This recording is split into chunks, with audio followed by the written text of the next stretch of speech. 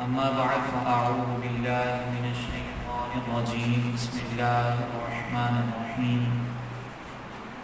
قال الله تبارك وتعالى في شأن حبيبه إن الله وملائكته يصلون على النبي يا أيها الذين آمنوا صلوا عليه وسلموا تسليما صلى الله على النبي الأمي وآله صلى الله عليه وسلم صلاة وسلام عليك يا سيدي يا رسول الله.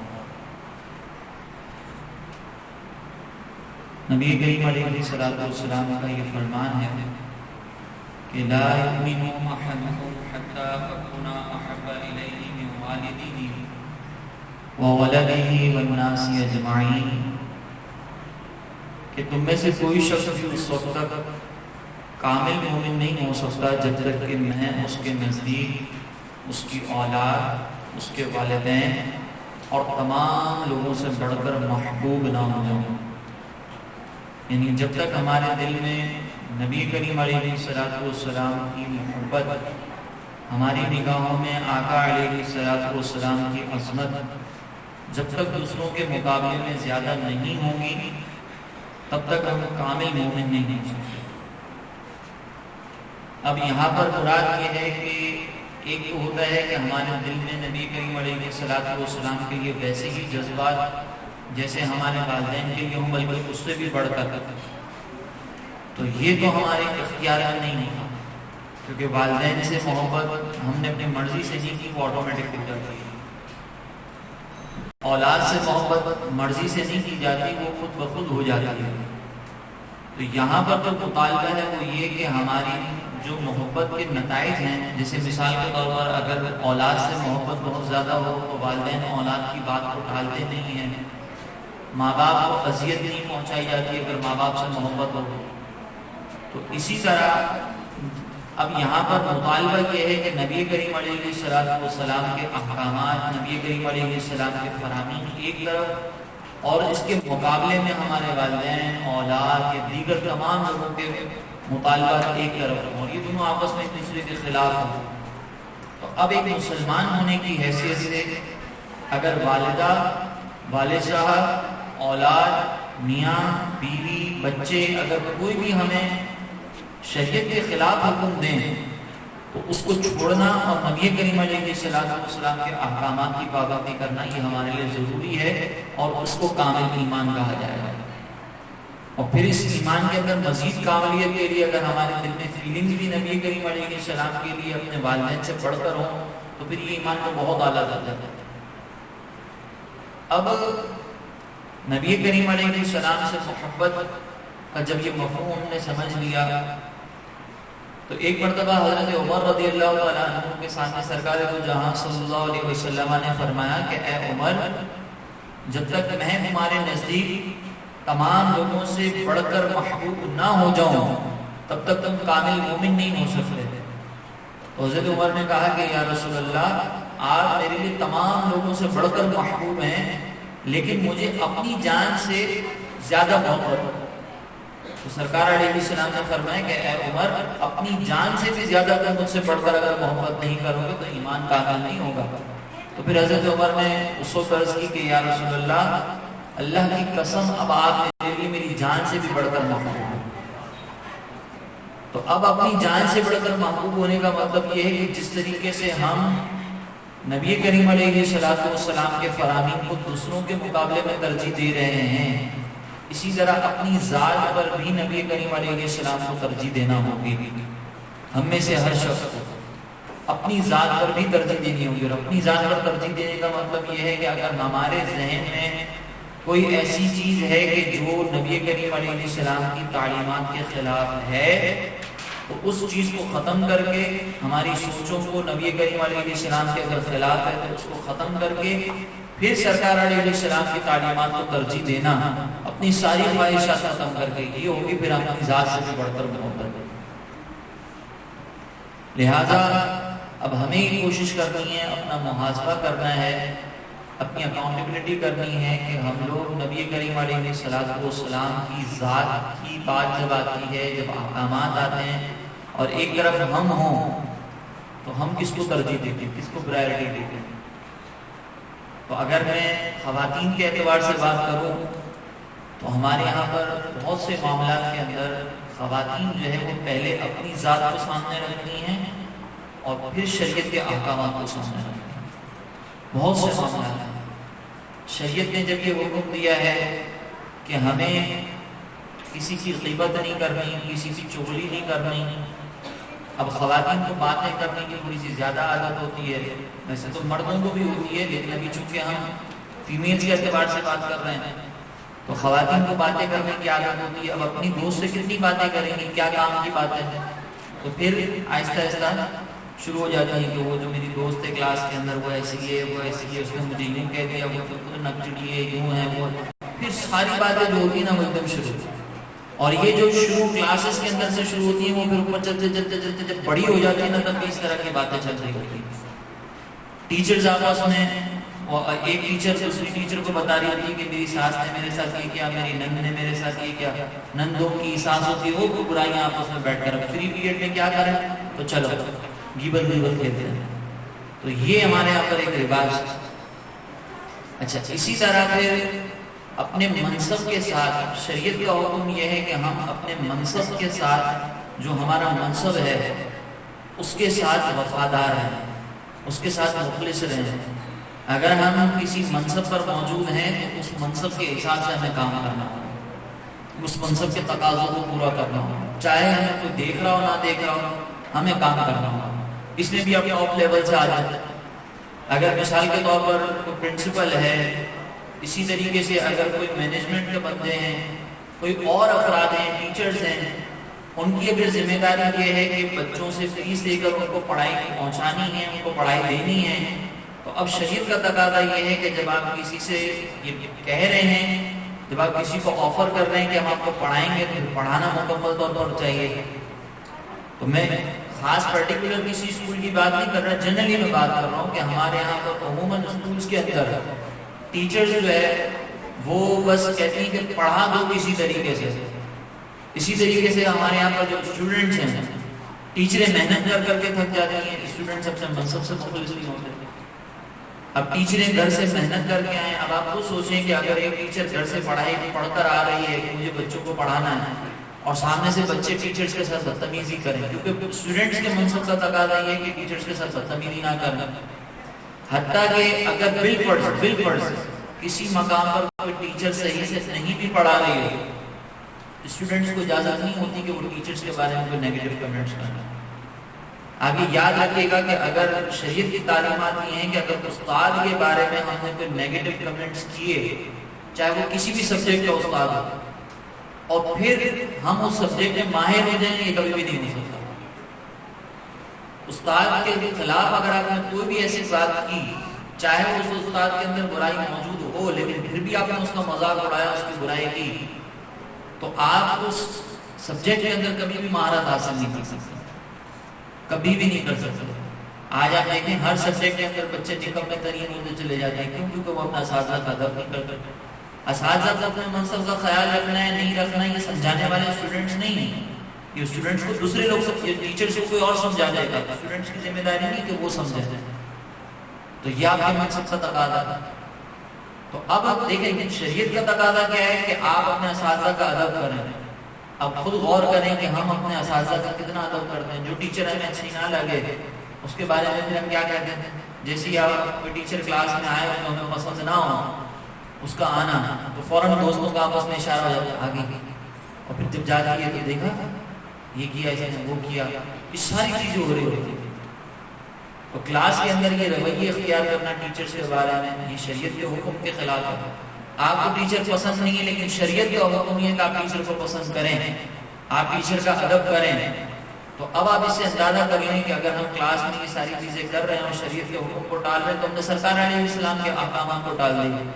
تو سرکار سے محبت کے دعوے میں تو ہم پورے نہیں ہوئے۔ یوں ہی گھر میں والدین کے ساتھ ادب کے ساتھ بات کرنا، ذرا کسی اوپر والے گریڈ میں آ جائیں تو پھر والدین کو برا بھلا سمجھتے ہیں کہ والدین کو تو کچھ بھی نہیں آتا، یہ تو پرانے دور کے پڑھے ہوئے لوگ ہیں اور ہم ہیں نئے ایجوکیٹڈ۔ تو پھر والدین کو ہم حقیر و کمتر سمجھتے ہیں کہ ہمارے والدین کو تو اینڈرائڈ موبائل چلانا نہیں آتا اور ہم لوگ اینڈرائڈ کی اپلیکیشن بنانے بیٹھے ہیں،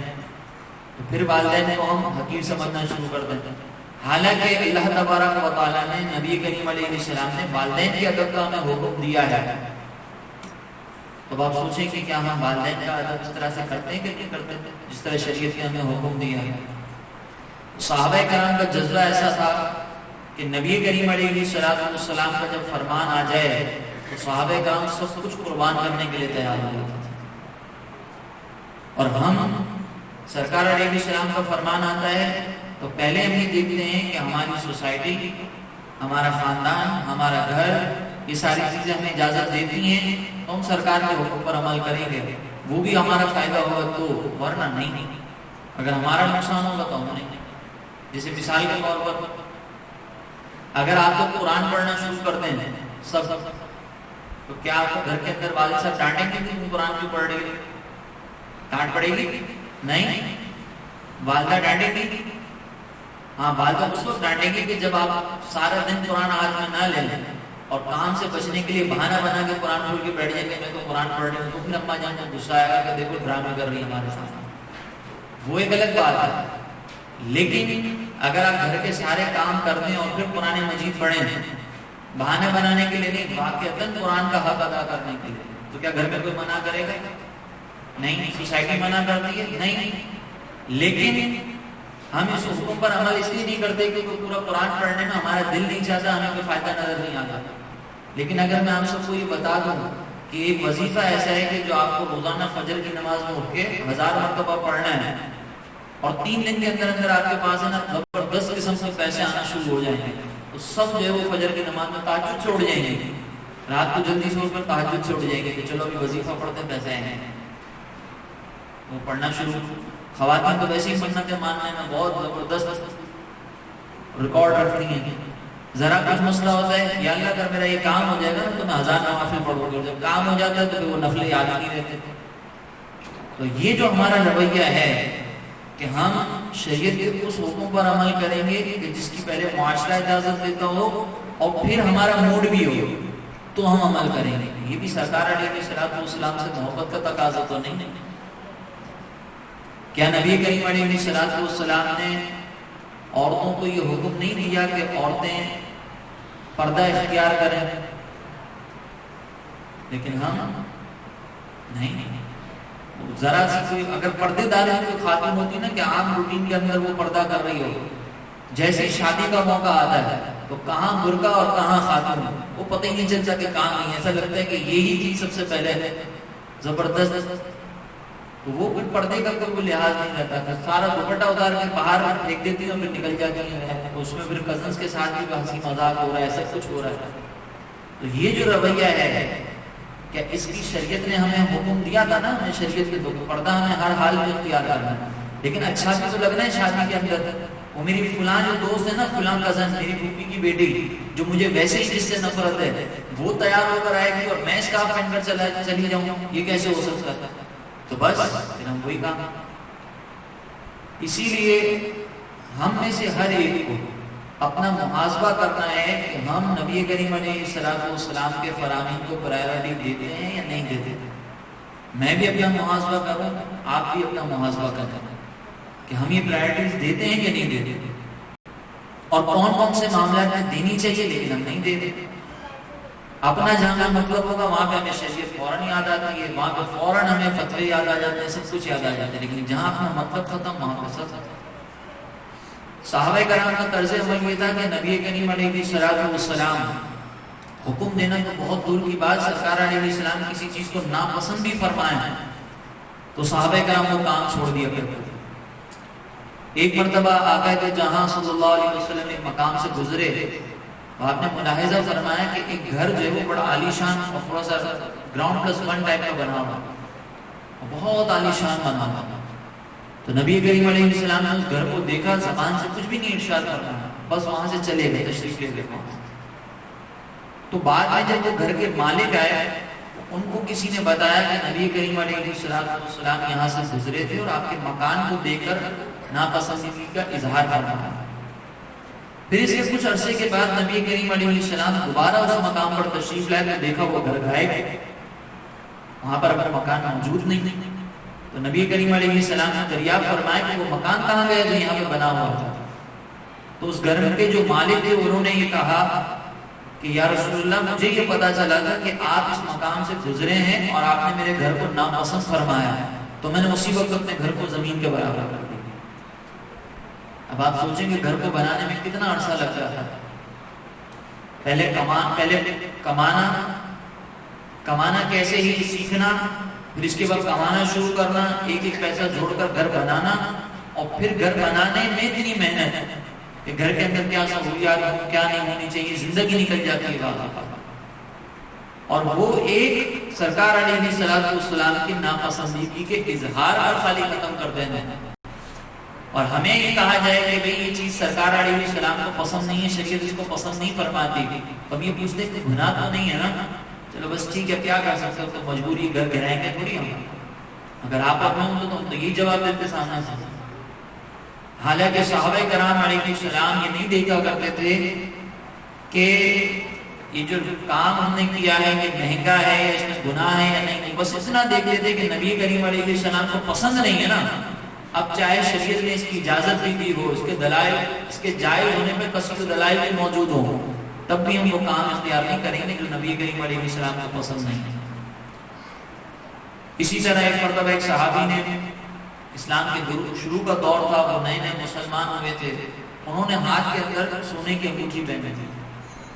تو جب نبی کریم علیہ السلام نے وہ سونے کی انگوٹھی ملاحظہ فرمائی، ان کے ہاتھ سے سونے کی انگوٹھی اتار کر اس کو پھینک دیا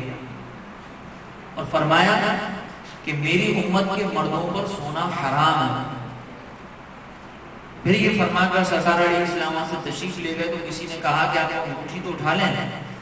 اپنے گھر کی خواتین کو دے دیجیے گا یا کسی اور کام میں لے لیجیے گا. تو انہوں نے کہا کہ اب میں اس چیز کو کبھی ہاتھ نہیں لگا سکتا کہ جس کو نبی کریم علیہ السلام نے ایک مرتبہ اٹھا کر پھینک دیا. کیسا جذبہ تھا. اگر ہماری سونے کی ہلکا سا ٹاپس بھی کھو جائے نا تو بالکل پتلا سا ہو تو ہماری جان نکل جاتی ہے اور پورا گھر سر پر اٹھا لیتی ہیں، میرے ٹاپس کہاں گیا، میرا ٹاپس. اور اگر وہ ملا ہو جہیز میں تو بس پھر شوہر کو پھر کہا جا جائے کہ مجھے ایسے ہی بنا کے دو یا کہیں سے بھی ڈھونڈو، گھر میں جھاڑو لگا کے نکالو یا کچھ بھی کرو. روزانہ ماسی کو کہتی ہیں، پورا سال گزر جاتا ہے کہ جھاڑو نکلا، ٹاپس جھاڑو میں نکلا، کیونکہ وہ جہیز کا تھا نا. تو ایک طرف ہمارا رویہ اور ایک طرف صحابہ کرام کا جذبہ کہ اتنی قیمتی چیز لیکن سرکار علیہ السلام کو پسند نہیں ہے نا، اسے چھوڑ دیے. اور صحابہ کرام وہ کام کرتے تھے کہ جو نبی کریم علیہ السلام نے کرنے کا حکم نہ دیا وہ سرکار علیہ السلام سے ثابت ہے کہ یہ کام نبی کریم علیہ السلام نے کیا ہے. تو صحابہ کرام جذبے کے ساتھ اس پر عمل کرتے تھے. حضرت عبداللہ بن عمر رضی اللہ تعالیٰ عنہ، یہ حضرت عمر کے صاحبزادے، ایک مرتبہ کسی مقام پر وہ گزر رہے تھے تو انہوں نے سر جھکا کر، وہاں سے اونٹنی پر سوار تھے تو سر جھکا کر گئے اس مقام سے گزرے. تو کسی نے کہا کہ حضرت آپ یہاں سے سر جھکا کر گزر رہے، درخت تو بہت اونچا ہے. انہوں نے کہا کہ بات دراصل یہ ہے کہ ایک مرتبہ نبی کریم علیہ السلام اس مقام سے گزرے تھے اور اس وقت درخت بھی چھوٹا تھا، تو نبی کریم علیہ السلام اپنا سر جھکا کر یہاں سے گزرے تھے تو میں سرکار علیہ السلام کی ادا کو ادا کرتا. کتنی پیاری بات ہے. نبی کریم علیہ السلام نے تو حکم نہیں کیا تھا نا کہ تم یہ کام کرنا، لیکن چونکہ نبی کریم علیہ السلام نے یہ کام کیا تھا تو ہمیں کرنا ہے بس. اب ہم یہ نہیں دیکھتے کہ یہ ضروری ہے یا کیا ہے، ہم نے یہ کرنا ہے. حضرت عبداللہ بن عمر کے بارے میں منقول ہے کہ ایک مرتبہ آپ کسی درخت کے پاس کھڑے ہوئے اور اس کی شاخ پر جو اپنا امامہ شریف لٹکاتے اور پھر اس کو کھینچتے تو وہ امامہ کھل جاتا تھا، دوبارہ وہ امامہ باندھتے، واپس لٹکاتے، واپس اس کو کھینچتے، دوبارہ وہ کھل جاتا تھا. تو کسی نے کہا کہ حضرت یہ کیا کر رہے ہیں؟ انہوں نے کہا کہ ایک مرتبہ آقا دو جہاں صلی اللہ علیہ وسلم اس مقام سے گزرے تھے، اسی درخت اسی شاخ کے اندر آقا دو جہاں صلی اللہ علیہ وسلم کا امامہ شریف اٹکا تھا اور وہ کھل گیا تھا، تو میں اس ادا کو ادا کر رہا ہوں. کتنا نفیس انداز ہے. حضرت عثمان غنی رضی اللہ عنہ ایک مرتبہ وضو فرمانے کے بعد آسمان کی طرف دیکھ کر مسکرانے لگے. تو کسی نے کہا حضرت کیوں مسکرا رہے ہیں؟ تو انہوں نے کہا کہ ایک مرتبہ نبی کریم علیہ السلام نے اسی مقام پر بیٹھ کر وضو فرمایا اور وضو فرمانے کے بعد آسمان کی طرف دیکھ کر اسی طرح مسکرائے تھے. تو میں اس ادا کو ادا کرتا تھا. مجھے نہیں پتا کہ نبی کریم علیہ السلام سے مسکرا رہے تھے, میں تو بس اس کی ادا کو ادا کرتا تھا. اب اس معاملے کے اندر ہم اپنے آپ کو غور کر لیں کہ ہمیں اگر یہ پتہ چل جائے نا کہ یہ کام شریعت نے ہم پر لازم نہیں کیا لیکن ہے پسندیدہ, تو ہم وہ کام کو سب سے پہلے چھوڑ دیں. ذرا سا پتہ چل جائے کہ یہ چیز جو ہے وہ ضروری نہیں ہے, کر لیں تو بہت اچھی بات ہے, تو ہم وہ کام سب سے پہلے چھوڑ دیں کہ ضروری تو نہیں ہے. اور پھر وہ چھوڑتے آہستہ آہستہ فرائض بھی چھوٹ جاتے ہیں, اور پھر لوگوں سے کہتی پڑتی ہیں کہ ہم نے نا وہ دعا کرنا بس اللہ تعالیٰ عمل کی توفیق دے. تو ہم کام جب کرتی ہیں, ہم سے مراد خواتین جب یہ کام کرتی ہیں تو سارے کام کرنے کے بعد یہ کہتی ہیں کہ کرنا تو نہیں چاہیے لیکن بس اللہ تعالیٰ معاف کرنا. غیبتیں کریں گی نا تو ہمیں کسی کے بارے میں برا تو نہیں کہنا چاہیے, لیکن کیا کریں پھر وہ کسی کے بارے میں جب شروع ہوتی ہے تو پورے اس کے بایو ڈیٹا کھول کے رکھ دیتی ہیں کہ یہ ہے مسئلہ, کہنا نہیں چاہیے کہہ کر پورا بایو ڈیٹا کھول دیا. ہمارے میمنوں کے اندر ہے نا وہ خواتین اس طرح سے بات کرتی ہیں کہ توبہ کر کے بولنا نہیں چاہیے اور پھر ساری چیزیں بول دیں گے. یعنی توبہ پہلے کر لیں گے کہ سمجھ رہی ہیں کہ بھائی توبہ کر لیں گے نا تو بعد میں جو کرتے ہیں وہ گناہ نہیں ہے. مرد بھی ہوتے ہیں ایسے, لیکن چونکہ آپ لوگوں کے درمیان میں گفتگو کر رہا ہوں تو میں آپ کی مثالیں زیادہ دے رہا ہوں کہ ہم بہت سارے کام ایسے کرتے ہیں کہ جو شریعت کی منشا کے خلاف ہیں اور ہمیں اس کو ترک کرنا ضروری ہے, اس کو چھوڑنا ضروری ہے. لہٰذا اب یہ نیت کر لیں آپ سب کہ ہم انشاءاللہ جو ہے کوئی بھی ایسا کام نہیں کریں گے کہ جو نبی کریم علیہ السلام کے فرامین کے خلاف ہو. ہم وہ کام کریں گے جس کا نبی کریم علیہ السلام نے ہمیں حکم دیا ہے, اور ہر اس کام سے ہم اجتناب کرنے کی بھرپور کوشش کریں گے کہ جو نبی کریم علیہ السلام کو ناپسندیدہ ہے, اور حرام کام سے تو بچنا ہی بچنا ہے جو گناہ ہے. تو یہ اگر اس سوچ کے ساتھ آپ چلیں گی تو یقین جانیں کہ آپ کا مقام و مرتبہ اللہ کی بارگاہ میں اتنا بلند ہوگا کہ آپ اس کا اندازہ بھی نہیں کر سکتے. آپ کو اگر مثال کے طور پر کوئی ایسی چیز بتا دی جائے کہ آپ یہ کام کر لیں نا تو آپ اپنی فلاں جو ٹیچر ہے نا جس کا اسکول کے اندر سب سے زیادہ بھرم ہے تو آپ اس ٹیچر سے سب سے قریبی ہو جائیں گے, کیونکہ ان ٹیچر کا روپ چلتا ہے, ان ٹیچر کی بات چلتی ہے, یہ ٹیچر جو ہے وہ ڈسپلن کو دیکھتی ہیں, یہ ٹیچر ایڈمنسٹریٹر میں بھی ہیں, یہ ساری کام دیکھتی ہیں. آپ یہ کام کر لیں آپ ان کے قریب ہو جائیں گے.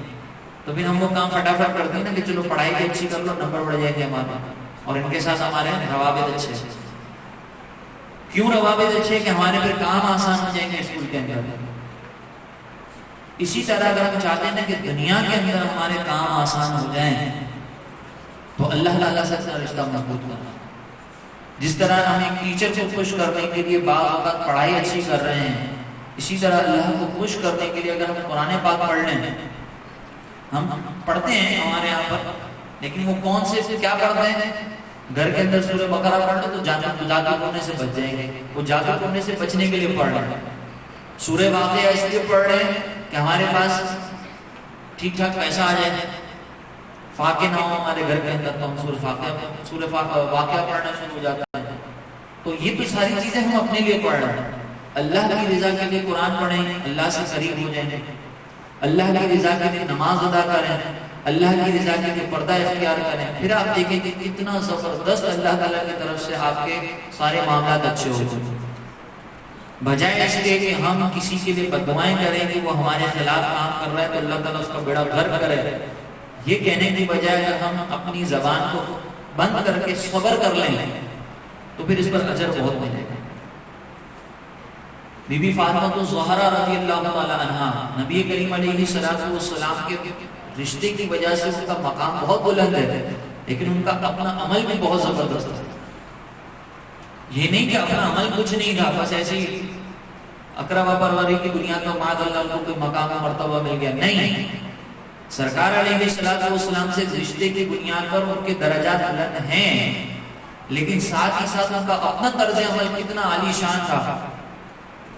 جس کی وجہ سے ان کا یہ مرتبہ ہے، ان کے پردے کا یہ عالم ہے کہ بی بی فاطمہ الزہرا فرماتی ہیں کہ اگر میرا انتقال ہو جائے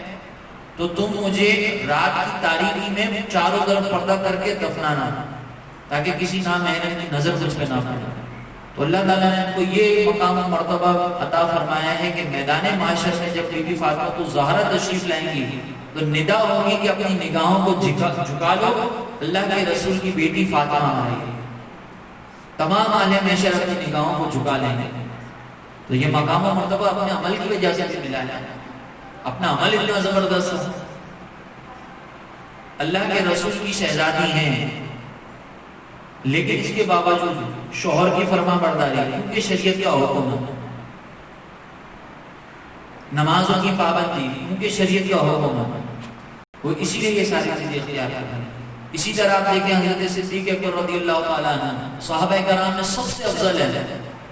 سب سے افضل ہے۔ انبیاء علیہ السلام کے بعد اگر سب سے بڑا کسی کا درجہ ہے نبیوں کے بعد تو وہ صدیق اکبر رضی اللہ تعالیٰ عنہ، حضرت ابوبکر صدیق۔ ان کا مقام و مرتبہ اتنا بلند کیوں ہے؟ کیونکہ انہوں نے اپنی جان کو، اپنے مال کو، ہر چیز کو اللہ کی راہ میں قربان کیا تھا، اور اتنا زبردست نبی کریم علیہ السلام سے محبت رکھتے تھے کہ ایک مرتبہ آپ کے صاحبزادے انہوں نے جب اسلام قبول کیا تو عرض کرنے لگے کہ جب بدر کا موقع آیا تھا تو بابا جان آپ کئی مرتبہ میری تلوار کے نیچے آئے تھے، لیکن میں نے یہ سوچا کہ آپ میرے والد ہیں تو میں نے آپ کو تلوار سے باہر نہیں کیا۔ حضرت ابوبکر فرماتے ہیں کہ بیٹا اگر تم اس وقت میری تلوار کے نیچے آتے ہو تو میں اس بات کا لحاظ نہیں کرتا کہ تم میرے بیٹے ہو، مجھے تو اس وقت صرف اتنا پتا تھا کہ تم اللہ کے نبی کے مخالف ہو، لہٰذا میں تمہاری گردن اڑاتا ہوں۔ اپنی اولاد کی قربانی، اسی لیے پھر ان کا مقام و مرتبہ اتنا بلند ہے کہ نبی کریم علیہ السلام فرماتے ہیں کہ دنیا میں اگر کسی نے مجھ پر کوئی احسان کیا، یعنی میرے ساتھ کوئی اچھا سلوک کیا، تو میں نے اس کے احسان کا بدلہ دنیا میں ہی دے دیا، لیکن صدیق اکبر کے احسانات کا بدلہ اللہ تبارک و تعالیٰ قیامت نہیں ہونے کا فرمایا۔ یہ کیوں اتنا بڑا مقام ہے، کیوں جنت کے اندر اتنی آسانیاں ہوں گی، کیوں اتنا بڑا اجر ملے گا؟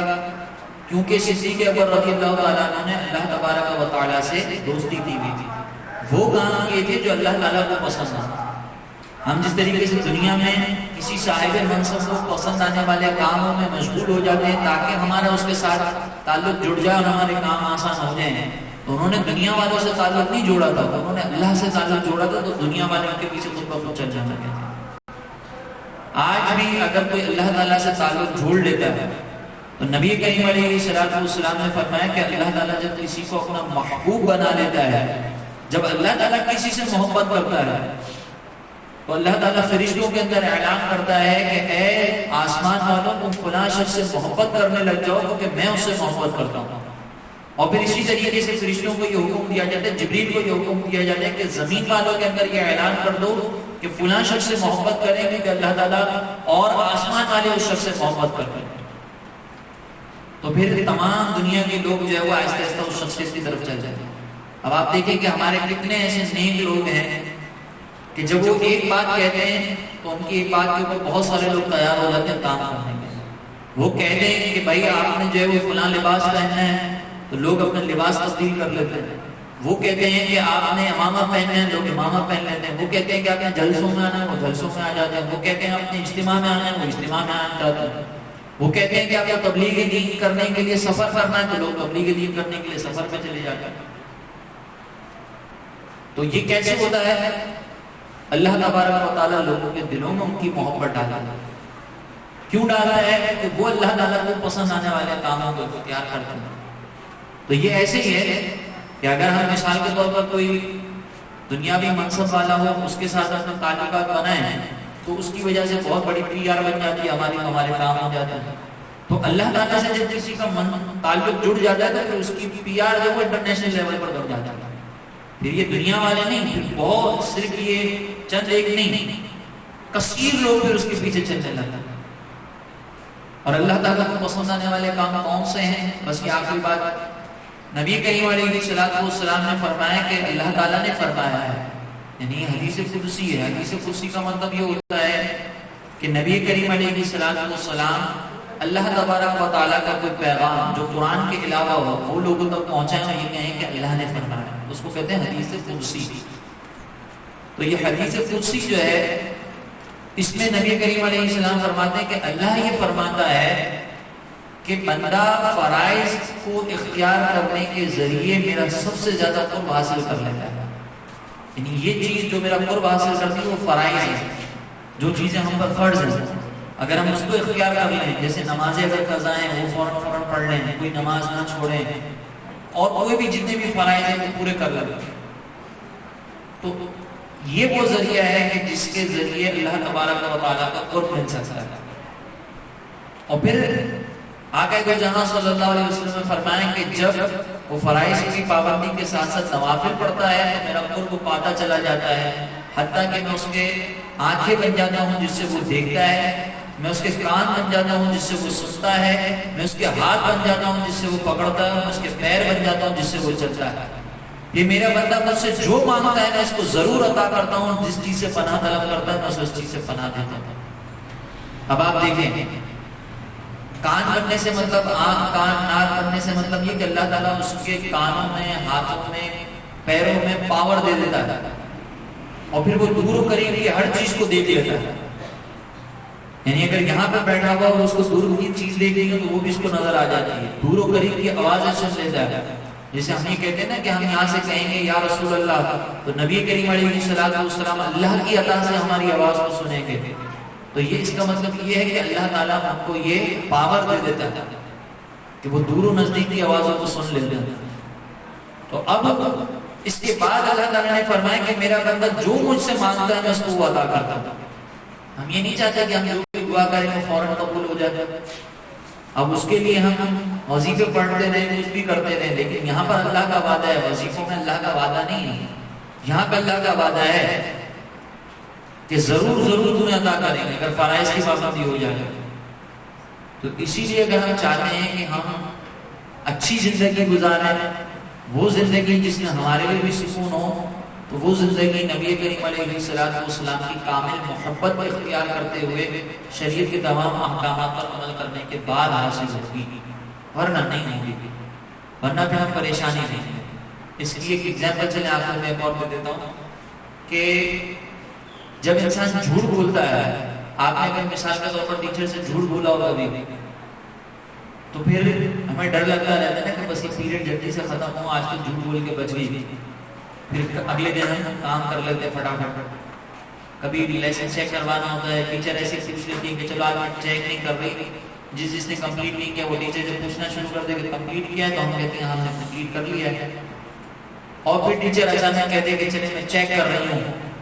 تو ہم گھبرا جاتے ہیں کہ میں نے جھوٹ کہا۔ تو جھوٹ کہہ کر انسان پریشانی میں مبتلا ہوتا ہے کہ میں نے اگر جھوٹ کہہ دیا تو میں پھنس گیا، لیکن جب انسان سچ بولتا ہے تو اس کو کسی قسم کی کوئی پریشانی نہیں ہوتی۔ اگر سچ بول دیا تو ٹیچر زیادہ سے زیادہ 4-5 تھوڑے سے منٹ کے لیے ڈانٹ دے گی، پھر اس کے بعد ختم، ٹینشن تو ختم نا، وقتی طور پر 4-5 منٹ کی پریشانی آئے گی، ٹینشن ختم۔ لیکن جب جھوٹ کہا رہا تو پورا اگر 45 منٹس کا پیریڈ ہے تو پورا کا پورا ٹینشن سے گزرتا، پورا 45 منٹس کا پیریڈ، لیکن سچ کہا رہا تو 5 منٹ، بس صرف 5 منٹ ٹینشن ہے۔ تو کیا زیادہ بہتر ہے کہ بندہ سچ بول دے اور 5 منٹ کی ٹینشن برداشت کرے، یا جھوٹ بول کر 45 منٹ کی ٹینشن برداشت کرے؟ اسی طریقے سے شریعت پر عمل کرنا اگر ہم یہ کر لیں گے تو آج دنیا کے 70 سال 80 سال جتنی آپ کی زندگی ہو، آپ میں سے 70-80 سال کی تو نہیں ہوں گی، آپ 80 سال کے بعد یہ کہیں گے ہم 16 کی ہیں، ٹھیک ہے نا؟ تو آپ لوگوں نے تو ویسے ہی 70-80 سال کا تو نہیں ہونا، آپ لوگ تو ویسے ہی جوان نہیں ہیں، لیکن بالکل ہم آپ کو جس جہت سے دیکھیں کہ بھئی یہ 70-80 سال کی ہو گئی، تو ہمارے حساب سے جب آپ 70-80 سال کی ہو جائیں، اس کے بعد سب نے مرنا، تو 70-80 سال کی ٹینشن ہے، اس اعتبار سے ٹینشن کہ ہمیں نفسانی خواہشات قربان کرنی پڑ رہی ہیں، ہمیں شریعت کے حکم پر عمل کر کے اپنی جو جتنی خواہشات ہیں اس کو قربان کرنا ہے، نہ دوستوں کے ساتھ بیٹھ سکتی ہیں، نہ بے پردہ گھوم سکتی، کچھ بھی نہیں کر سکتی، یہ پریشانی ہے۔ اگر اس پر عمل کر لیا تو جنت کی ہمیشہ کی نعمتیں ہمارے لیے، ہمیشہ کی نعمتیں، جنت میں پھر یہ پابندیاں نہیں ہوں گی، تو اب 70-80 سال ٹینشن برداشت کرنا، آپ لوگوں کے لیے 16 سال، لیکن ہماری نیت سے 70-80 سال ٹینشن برداشت کرنا، اور اس کے مقابلے میں جنت کی ہمیشہ کی نعمت ہے، یہ زیادہ بہتر ہے یا شریعت کے حکم کو پامال کر کے جہنم میں خدا نہ خواستہ جا کر وہاں کی ٹینشن برداشت کرنا؟ یہ آسان ہے۔ عقل مند جو ہوگا نا وہ یہی کہے گا کہ میں یہاں پہ 70-80 سال بندہ برداشت کر لے، اس میں عافیت ہے، پھر جنت میں تو ہم نے ویسے ہی، اور جنت کی جو نعمتیں ہوں گی اعلیٰ سے اعلیٰ، بغیر میک اپ کے آپ لوگوں کو خوبصورتی ملے گی۔ آپ لوگوں کو یہی جو چاہیے ہوتا ہے نا، تو پھر آپ لوگوں کو بغیر میک اپ کے، بغیر پارلر جائے خوبصورتی ملے گی، اور اس میں کوئی جیلسی نہیں ہوگی ایک دوسرے سے۔ تو کتنی اچھی نعمتیں آپ لوگوں کو ملنے والی ہیں۔ تو ابھی تو بیٹا آپ لوگوں کی ایج بہت چھوٹی ہے، ابھی سے آپ اپنے آپ کو پابند کرنا شروع کریں، انشاءاللہ آپ دیکھیے گا کہ آپ ہوں گی اور دنیا کی دوسری لڑکیاں ہوں گی، آپ لوگوں کا جو مقام ہوگا، آپ لوگوں کا جو مرتبہ ہوگا، آپ لوگوں کی جو ویلیو ہوگی، وہ دنیا کی کسی لڑکی کی ویلیو نہیں ہو سکتی، کیونکہ آپ نے اللہ تعالیٰ سے دوستی کی ہے، کسی عام آدمی سے دوستی نہیں کی، عام آدمی کی خواہش سے نہیں کی۔ اسی طریقے سے جو ہماری ٹیچرز ہیں ان سے بھی ریکویسٹ ہے کہ آپ لوگ بھی عمل کریں، انشاءاللہ سب برکتیں دیکھیں گے، اور پھر انشاءاللہ آپ دیکھیے گا کہ آپ کا جو مقام و مرتبہ میدان معاشر میں ہوگا